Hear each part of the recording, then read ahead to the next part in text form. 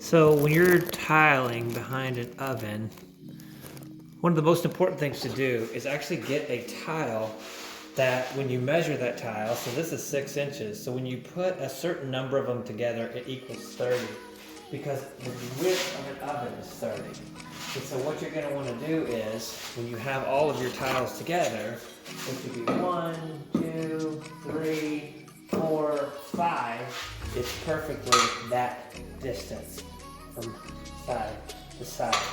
So when you're doing your tile as well, you want to make sure you get yourself some of this type 1 tile adhesive. It takes a little while longer to dry, so it gives you some time to manipulate it, but you can use regular mud as well. It really doesn't matter.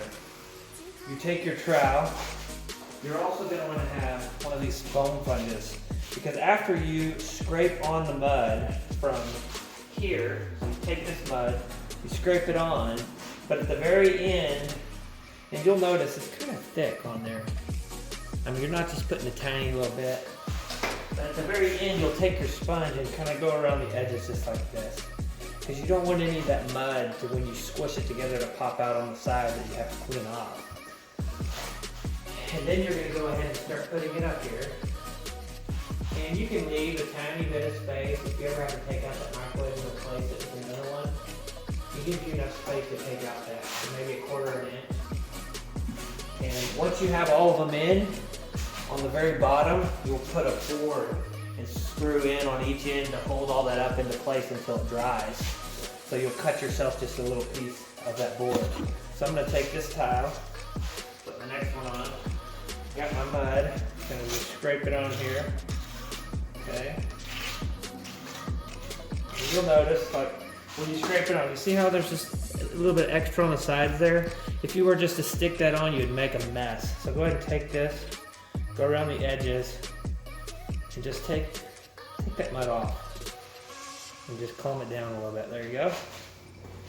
And we're not going to be using grout on it, so we're putting them right next to each other. And so the important thing is, you just push it in enough to where it's flush with your one right next to it. And another thing that's extremely important when you do this tile is you want to actually step back and look at it, because your microwave may be a little off level or whatever.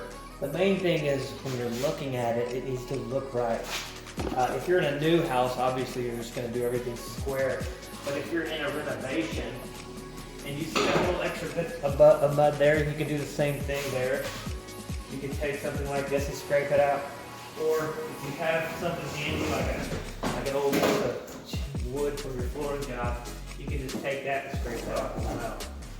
That way you're keeping everything nice and neat, so it makes your cleaning at the very end, you don't even have to clean it. So go ahead and put the next one on. And it does look like this microwave is going to be a little bit off center, so I'm going to get back and eyeball it with my eye just to make sure. But over time, this place is extremely old and it probably is sinking on one side or the other, which is normal for a 1960s building. Take this next one, put it right next to it. And you can see it's obviously dropping a little bit because I'm already touching the microwave to keep it level at the top. So you may want to actually start pushing it down like that, so it's perfectly even on the top. Just like that.